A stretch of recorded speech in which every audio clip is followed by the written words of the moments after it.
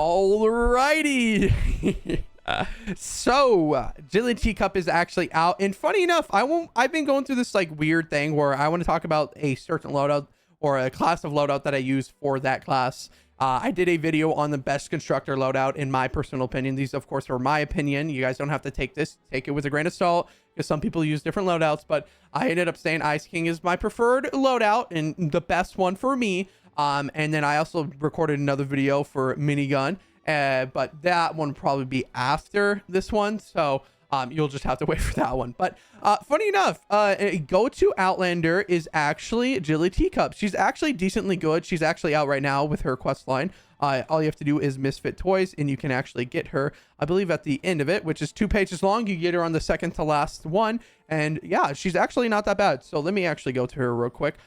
Basically what she does, she actually gives you or under warranty and lead. A Teddy has a 100% crit chance against new targets and has a 5% chance of malfunction.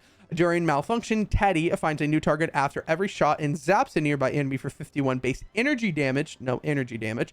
Zap targets deal 51 base energy damage to surrounding enemies. So basically kind of like your Teddy is kind of like a mini vacuum tube belt pretty much, because it zaps different enemies after each shot, and it has that 100% crit chance, so you're automatically critting with Teddy. Teddy's not really that powerful in 160s, and usually you don't want to run an Outlander unless if it's a like pistol loadout or SMG loadout, something like that in the 160s. But for a general loadout and a loadout that you'd want to use, I would say Jilly Teacup's actually decently good, especially with her Teddy, since, you know, the Teddy does a decent amount of damage, and it's pretty much like aimbot without actually having to try. So we're going to be running her in lead today. Happy Holidays is also my go-to whenever it comes to any ability-based loadout, because it just reduces your ability cooldowns by almost half, a little less than half. It's 40%. So it's always good to run that. Now, our support team, we're going to be running Fragment Generation. She's actually really good. Every 39 eliminations, you gain 1 charge fragment. So whenever you get 39 eliminations, you get a charge fragment. And these charge fragments are good just due to the fact that the rest of the loadout, I'll explain it, but they're good because they could build up over time. Actually, this venture season, if you don't know, you can actually get one. I think it's like every 30 seconds or something. So that's why you get like a crap ton of charge fragments at the end of the mission. So and then we have Bear With Me, which is Jingle Jest, which is actually another hero that you can get during Christmas time or during winter, this Winterfest. She increases your Teddy duration by 4 seconds. She's really good. She's probably used in most Teddy builds no matter what, so I definitely actually recommend getting her. I believe she's I know actually I forgot, she's in one of the weeklies, I believe. That's a Jingle Jest. Yeah, so you can actually get her during the New Wave holiday. So I think by the time this is posted, you might be able to still get her. I forgot exactly. She might come in by doing New Wave holiday. I believe that's how you get her. So she's actually really good. So grab her. And then we got Berserker, which increases your Teddy damage by 30%. Really, really good. Teddy is already doing 100% crit chance. So doing almost a third of that damage more is amazing. And now this is where it gets a little fun. So Impossibility Matrix. Spending a charge fragment reduces your Teddy and Shock Tower cooldowns by additional 10%. So your Teddy and your Shock Tower both use the charge fragments, but I usually only use it on Teddy. But basically, whenever you use one that, or use one of the charge fragments on one of them, it reduces the cooldown for it by 10%, which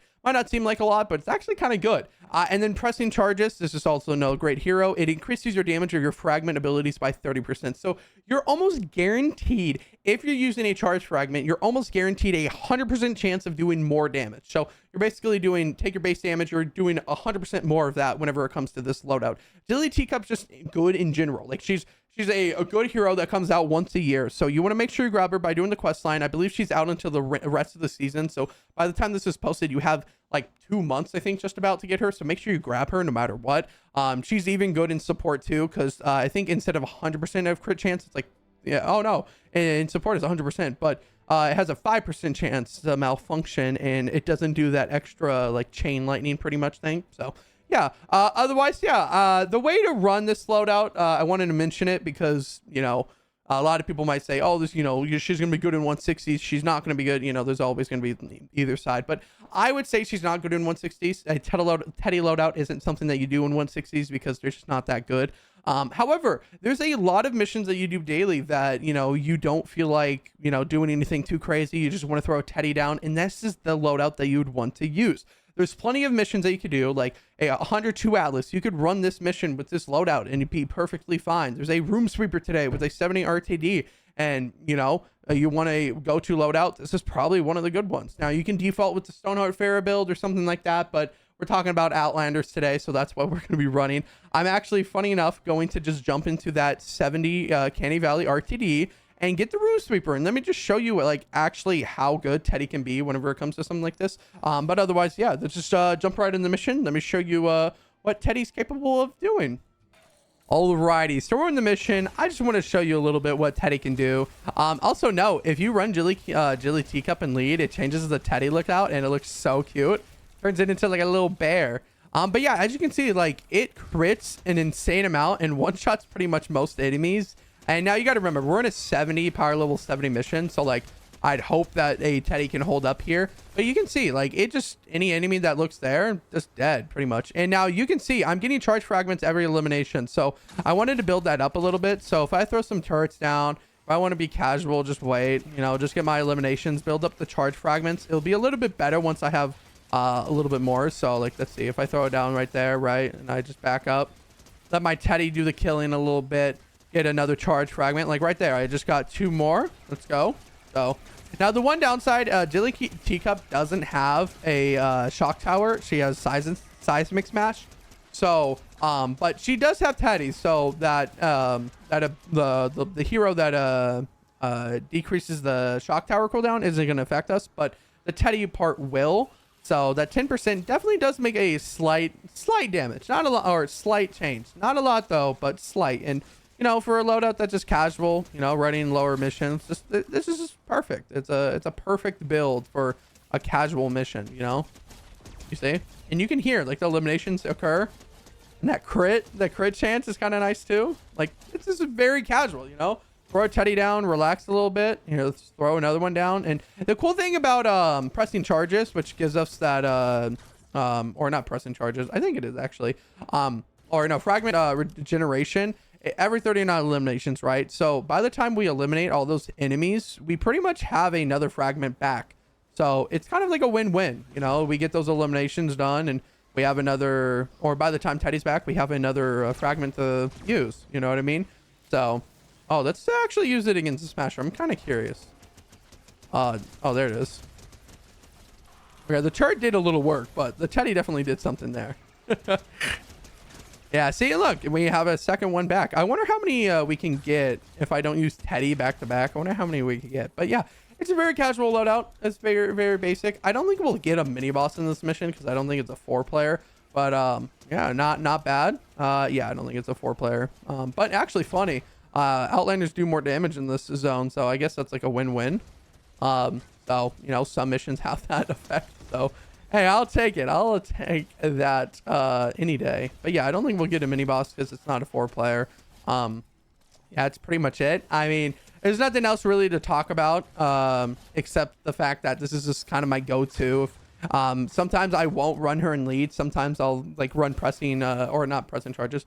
I'll run fragment generation in lead since it's like, I think it's like 19 eliminations. So always having a charge fragment and doing that bonus damage is still good. It's just the chain doesn't happen with the Teddy as at all. So like you can see, like it kind of changed. You can kind of see when I say chains, it just has a chance of zapping. Yeah, see, like right there, you saw the zap right there. You can kind of see the zap occur.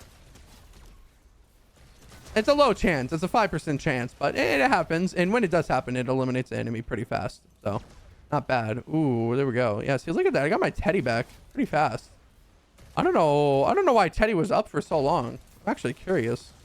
That was interesting. Usually I don't get Teddy back. Maybe the 10% does make a big difference. Yeah, because it's up for a long time. Oh, interesting. Do I get Teddy back before it disappears? Yeah, so I think I'll constantly have Teddy. A 3-second cooldown is not that bad. Yeah, honestly, wait. I think it is 3 seconds. That's not bad at all. But yeah, that's pretty much it. Nothing else to talk about. This is my go-to Teddy loadout, or just about what I would run in like a regular mission if I want to do something. And, you know, if I had like an Outlander daily, I could do this. Or I could just run like a pistol loadout too. But if you guys want other Outlander builds, there's definitely a decent amount that I could do. Let me know down in the comments. Otherwise, that's pretty much it for this video. Yeah, don't forget to subscribe, turn on notifications for further videos. Don't forget, use creator code Mattio in the item shop if you want to support me. Otherwise, remember, as always, have a great morning, afternoon, evening, wherever you are, and I will catch you guys in the next one.